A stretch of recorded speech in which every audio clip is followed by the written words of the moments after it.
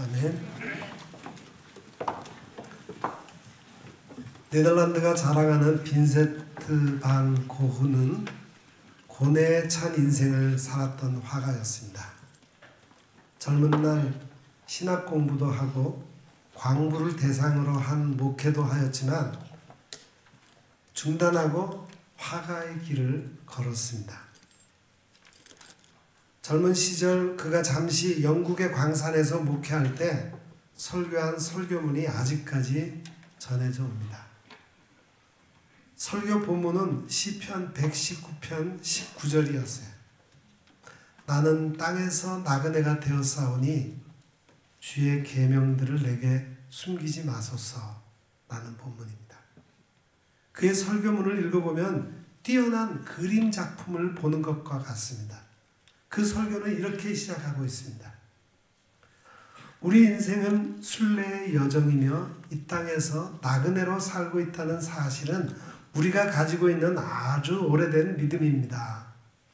또한 그것을 믿는 것은 좋은 믿음입니다. 그것이 사실이지만 그러나 우리는 혼자서 그 길을 가지 않습니다. 그 길은 하늘 아버지께서 우리와 함께 하시는 여정입니다. 우리는 순례자들이며 이 땅에서 하늘나라를 향해 나아가는 긴 여정 가운데 서 있습니다. 20살의 젊은 설교자는 이 설교에 깊은 인생의 지혜를 담고 있고 깊은 성경 해석과 경구 그리고 아름다운 찬송도 몇 차례 인용합니다. 설교 중간 부분에 그런 내용이 나옵니다. 우리는 이 땅에서 순례자이며 나그네들입니다. 우리 삶의 여정은 우리 어머니의 사랑스러운 품으로부터 시작되어 천국에 계시는 하늘 아버지의 팔에 안기게 되는 순례의 여정입니다.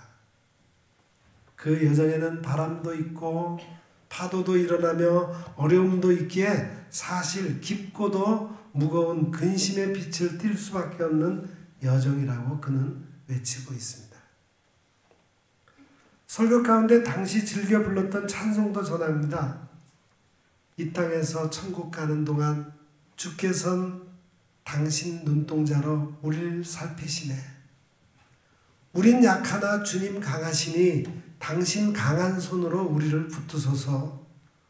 마음엔 혼란함 가득 놀랍고도 알지 못했던 일들 그들은 보게 되리라. 하나님께서 그 셈에 이른 비로 가득 채우심을.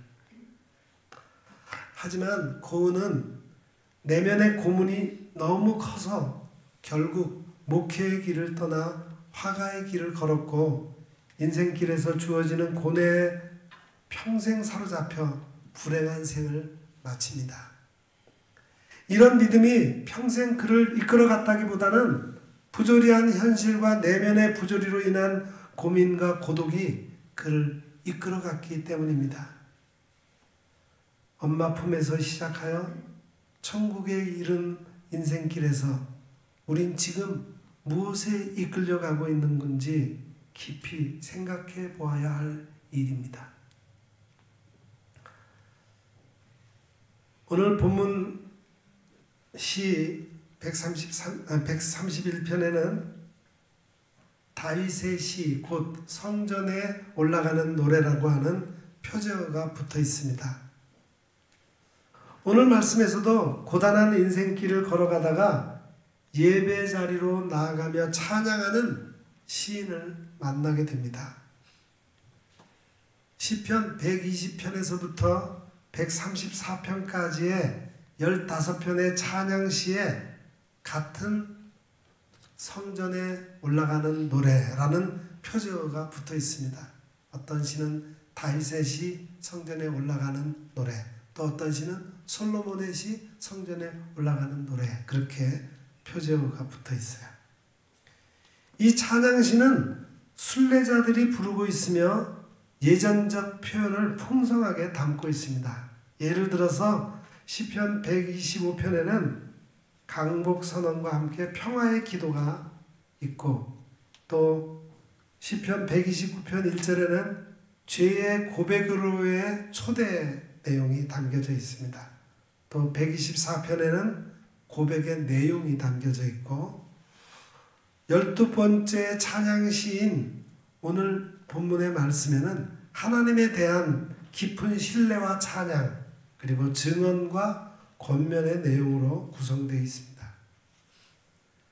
지금 시인은 하늘의 신비가 펼쳐지는 예배 자리로 나아가면서 감격의 찬양을 부르며 가고 있는 거예요. 어렵고 고단한 삶의 정황에서 벌떡 일어나 은혜의 보좌를 향해 가면서 불렀던 찬양을 오늘 본문은 우리에게 전해줍니다. 그 찬양은 후대 신앙인들도 예배 자리로 나아가면서 함께 부르곤 했습니다. 주님, 이제 내가 교만한 마음을 버렸습니다. 오만한 길에서 돌아섰습니다. 너무 큰 것을 가지려고 나서지 않으며 분에 넘치는 놀라운 일을 이루려고도 하지 않았습니다. 여기에서 교만하다와 오만하다는 말은 비슷한 의미를 가진 표현이지만 앞에 교만하다는 높이 들지 아니하고 라는 뜻을 가졌고 뒤에 오만하다라는 말은 내 눈을 올리지 않는다는 뜻을 가진 단어입니다. 높은 곳에 마음을 두지 않았다는 말은 헛된 것을 마음을 두지 않고 내가 마치 인생의 주인인 양 행세하지 않았다는 표현입니다. 내가 대장 되려고 하지 않았다는 그런 뜻입니다. 그래서 유진 피터스는 이 구절을 생생하게 번역해서 들려줍니다. 유진 피터슨이 번역한 메시지 성경에 본 구절이 이렇게 번역되어 있어요. 하나님, 나는 대장이 되려고 애쓰지 않습니다. 으뜸이 되고 싶지도 않습니다. 남의 일에 참견하지 않았고 거창하고 허황된 꿈을 꾸지도 않았습니다.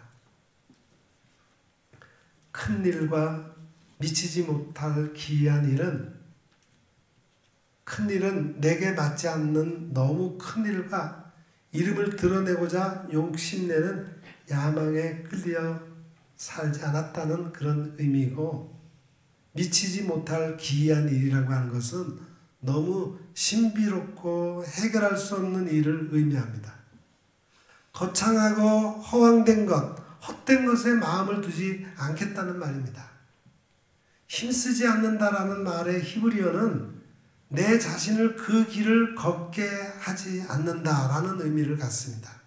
단지 나는 하나님께서 내게 맡기신 일을 묵묵히 걸어가는 순례자이고 그 일을 수행하며 사는 사명자라는 고백입니다. 그러면서 내 인생의 주인이 내가 아니라는 사실을 고백하면서 하나님을 깊이 의존하는 모습을 보여줍니다. 이렇게 시인은 성전에 오르면서 고백을 앞세우고 있어요. 자신이 이룬 업적이나 성공에 취하지 않고 그것을 자랑하는 오만한 마음에 이끌려 살기를 거부합니다. 사실 오만이라고 하는 단어는 지금 자신이 누리는 현재 혜택이나 특권을 자기 스스로가 성취했다고 착각하는 마음을 지칭하는 용어예요. 그리스어로는 휴브리스라는 단어를 쓰고 있습니다. 흔히 질서 있는 세계 속에서 인간의 행동을 규제하고 있는 한계를 불손하게 무시하는 자만 또는 교만을 일컫는 말이 휴브리스입니다. 신의 영역까지 침범하려는 인간의 오만을 뜻하는 단어로 사용합니다. 오이디푸스가 대표적입니다. 그리스 신화에서는 휴브리스에 빠지게 되면은 복수의 여신인 네메시스가 찾아온다고 말합니다. 네메시스는 불행이에요. 역사학자 아놀드 토인비는 역사를 바꾼 중요한 역할을 한 창조적 소수가 그 성공으로 인해 교만해져서 남의 말에 귀를 막고 독단적으로 행동하다가 판단력을 잃게 되는 것을 가리켜 휴브리스라고 불렀습니다. 성공하게 되면 코로스, 포식에 빠지면서 휴브리스, 즉 자만과 오만에 사로잡히게 되고 그때 아태, 파멸이 임하게 된다고 주장합니다. 이것은 장님이 된다는 의미예요. 그래서 시인은 오만하지 않고 헛된 것에 마음을 두지 않고 과도한 욕심을 부리지 않으면서 달려가겠다고 하는 겁니다. 모든 문제는 헛된 욕심으로부터 비롯됩니다. 소박한 마음으로 살아가는 자세가 필요하지만 사람들은 흔히 자신이 이룬 성공과 권력에 취하기 쉽습니다. 하지만 시인처럼 그 마음을 내려놓는 겸손과 소박함에 취할 때 세상은 훨씬 더 아름다워집니다. 2013년에 미국 미주리주에 있었던 따뜻한 이야기가 미국 전역을 달구었고 그 소식이 세계 여러 곳에 전해진 적이 있습니다. 당시에 연합 뉴스에 이렇게 타이틀이 붙여있는 이야기였어요. 약혼 반지 되돌려준 미 노숙자, 성금 세대로 인생 역전하다.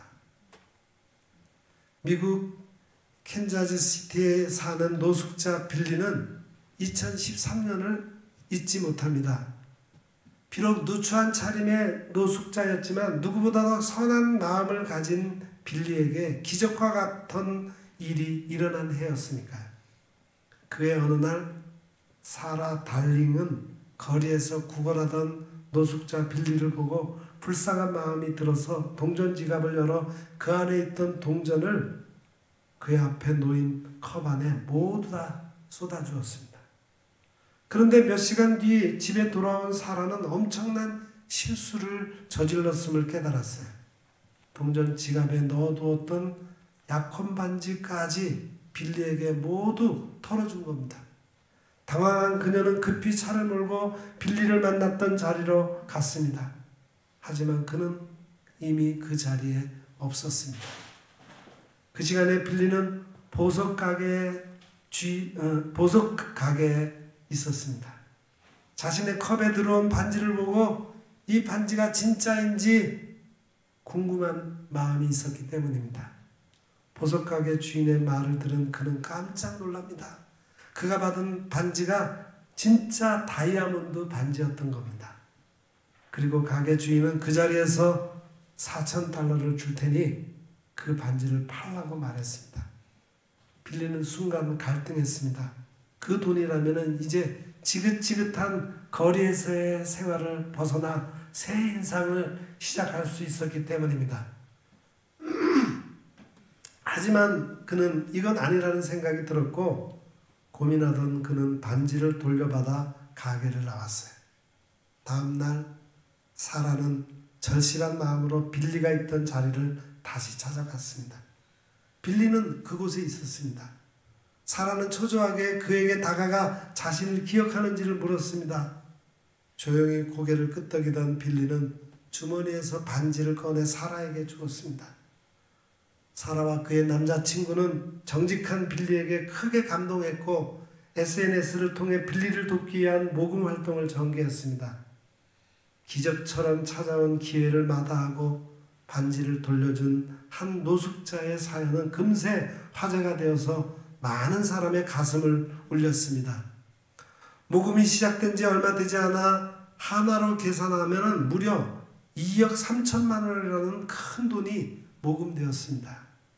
그 돈으로 빌리는 새로운 삶을 시작할 수 있었고 언론의 도움으로 빌리는 16년 동안 연락이 끊긴 형제들과도 재회하게 되었습니다. 빌리가 죽었다고만 생각했던 형제들은 눈물을 흘리며 그를 얼싸안았습니다. 단적인 이야기일 수 있지만 지나친 욕심을 부리지 않았을 때 주어진 선물이 있었다는 것을 전하는 그런 뉴스였습니다. 오늘 시편 본문의 기자도 헛된 것을 바라지 않으며 욕심에 사로잡히지 않고 오만에 사로잡히지 않겠습니다. 라는 고백을 하나님께 올려드리고 있습니다. 그리고 이어지는 말씀은 휴브리스, 오만에 사로잡히지 않고 그 어떤 것에 사로잡혔더니 심령이 평온하고 고요하며 평안함을 이렇게 고백합니다. 오히려 내 마음은 고요하고 평온합니다. 젖된 아이가 어머니 품에 안겨있듯 내 영혼도 젖된 아이와 같습니다.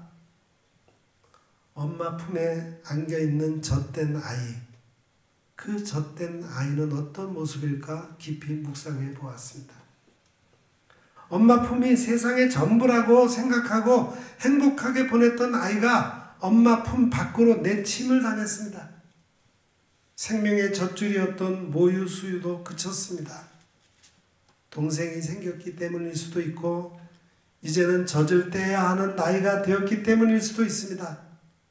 하지만 아이의 입장에서 보면 가진 것을 빼앗기는 삶의 풀이를 흔들어 놓는 엄청난 사건이었습니다. 성인의 용어로 하면은 강탈당한 사건이었어요. 그렇게 허전함에 사로잡힌 가운데 다시 허락된 엄마의 품은 얼마나 행복하며 평온하겠습니까? 지금 예배 자리로 나아가는 시인은 그 품을 경험하고 있습니다. 그 예배자는 간절한 마음으로 하나님께서 주시는 은혜와 그 품을 그리워하며 살겠다고 다짐합니다. 이것은 앞에 오만한 모습과는 정반대의 모습이에요. 젖을 아이는 엄마 품을 이제 떠나야 합니다. 본래의 자리, 그곳을 간절하게 사모하는 아이의 모습에서 겸손과 아름다움을 잃게 됩니다. 동생에게 빼앗겼던 엄마 품, 동생이 잠든 틈을 타서 오랜만에 차지한 엄마 품, 그 품의 달콤함을 온몸으로 경험하고 있습니다. 그 어디에서도 맛볼 수 없는 평온함입니다. 햇살 한 자락이 비춰오면 냉기 가득한 방에 따뜻함이 넘칩니다. 하지만 거기에서 자신의 자금과 약함을 발견합니다. 한 시인은 그 차원을 이렇게 노래하고 있습니다. 이제는 내가 먼지에 불과하다는 것을 알게 해주셔서 감사합니다. 그래도 먼지가 된 나를 하루 종일 찬란하게 비춰주셔서 감사합니다. 정호승 시인의 햇살에게라는 시입니다. 먼지 이미지를 통해서 시인은 작고 초라한 모습, 그래서 늘 위축되고 자신감이 없는 모습을 보여줍니다. 모두들 웃고 있는데 나만 우울한 것 같고, 모두 행복한데 나만 불행한 것 같고, 모두 잘 나가는데 나만 뒤처져 있는 것 같고, 인생길에서 그런 마음이 들면 얼마나 힘이 빠지겠습니까? 그런데 시인은 오히려 그런 자신의 모습을 보면서 감사합니다. 거기에서 자신의 정체성을 발견하고 은혜로 살아온 존재임을, 그리고 자신을 성찰합니다. 보잘것없는 나에게 베푸신 은혜, 종일 찬란하게 비춰주신 은혜를 떠올리며 깊은 감사를 드립니다. 지금 예배 자리에 나아가는 시인도 먼지와 같은 작은 존재임을 인식하면서 은혜의 품을 그리워하며 살겠다고 말합니다. 엄마 품에 안긴 아기가 만족하듯 그렇게 하나님의 품을 그리워하며 살겠다고 말입니다. 성전에 올라가면서 부른 찬양의 마지막 소절은 후대 예배자들을 초대하고 있습니다. 지금부터 영원까지 여호와를 바랄지어다 라는 초대는 마치 엄마 품에 있는 어린아이와 깊이 연결됩니다. 소망 가운데 사는 것은 어려움 가득한 인생길에서 내가 영원히 안길 따뜻한 품을 가지신 분과 연결됩니다. 지금부터 영원까지 희망을 품고 그렇게 하나님을 기다리며 살라고 외칩니다. 하나님의 품을 구하고 그곳에서 허락하실 하나님의 임재와 역사하심을 구하는 것이 바로 예배인 것입니다. 작은 먼지와 같은 존재인데 그 먼지와 같은 존재를 사랑하시는 은혜로 살고 있음을, 긍휼로 살고 있음을 늘 기억하면서 영원한 실존의 근원을 사모하며 남은 인생길을 걷겠다는 결단의 자리가 바로 이 예배의 자리입니다. 영적 충전의 자리가 필요함을 깨우쳐주면서 한 시인은 작은 속삭임을 전해줍니다. 디뎌야 할 곳이 수렁밖에 없다고 탄식하는 이들아, 막아선 것이 절벽밖에 없다고 주저앉는 이들아, 이제 자신을 삼켜버릴 푸르고 깊은 수심을 딛고 떠오르는 물수제비를 기억하라. 당신이 지금 위험하다면 당신은 뜨겁게 살아있다는 증거다. 말 없음 표에서 아침표로 점점이 소멸할지라도 수면을 스치는 수제비 돌의 팽팽한 다른박질은 그것을 삼킬 신념보다 아름답다. 반칠한 시인의 물수제비를 기억하라는 시입니다. 물수제비를 기억하라는 외침으로 시인의 외침을 우리에게 들려주고 있습니다. 이스라엘아, 지금부터 영원까지 여호와를 바랄지어다. 앞서 언급한 설교자 고흐는 힘들게 살고 있던 광산 노동자들에게 하나님의 말씀을 전한 후에 목회자의 간절한 마음을 담아 이렇게 기도했습니다. 아버지, 우리는 당신께 기도합니다. 이 땅 밖으로 나가게 해달라고가 아니라 악으로부터 우리를 지켜달라고 기도합니다. 부하게도 마시고 가난하게도 마시며 우리에게 일용할 양식을 달라고 기도합니다. 인생의 여정 동안 당신의 집에서 찬양하는 것이 우리의 기쁨이 되기를 원합니다. 우리 조상의 하나님이 우리의 하나님이시니 하나님이 그 백성이 우리 백성이 되게 하여 주옵소서. 그들의 믿음이 우리의 믿음이 되기를 원합니다. 우리는 이 땅의 순례자이오니 계명을 우리에게 숨기지 마시고 그리스도의 사랑이 우리를 사로잡게 하소서. 우리로 하여금 당신을 떠나지 않게 하시고 당신의 뒤를 따르는 것을 망설이지 않게 하소서. 우리는 하나님의 백성이고 당신은 우리의 하나님이십니다. 주님의 집에서 찬양하는 것이 우리의 기쁨이 되기를 원합니다. 그것이 우리의 진정한 바람이 되기를 원합니다. 주의 전에서 예배함으로 온전한 평온을 누리시기를 간절히 기원합니다. 기도하겠습니다. 하나님 아버지, 감사합니다. 우리에게 수시로 아버지께 나와 예배할 수 있는 장소를 주심에 감사드립니다. 우리가 어려운 상황에 놓여 있을 때 우리 자신이 아무것도 아닌 미미한 존재라는 것을 깨닫게 해주시고 헛된 욕망과 오만한 마음을 내려놓고 오직 우리에게 은혜 베풀기를 원하시는 하나님의 품 안에서 참 만족을 얻으며 참 평온을 누리게 하옵소서. 이 예배의 자리가 주님의 은혜를 느끼는 최고의 자리가 되게 하옵소서. 예수님의 이름으로 간절히 기도드립니다. 아멘.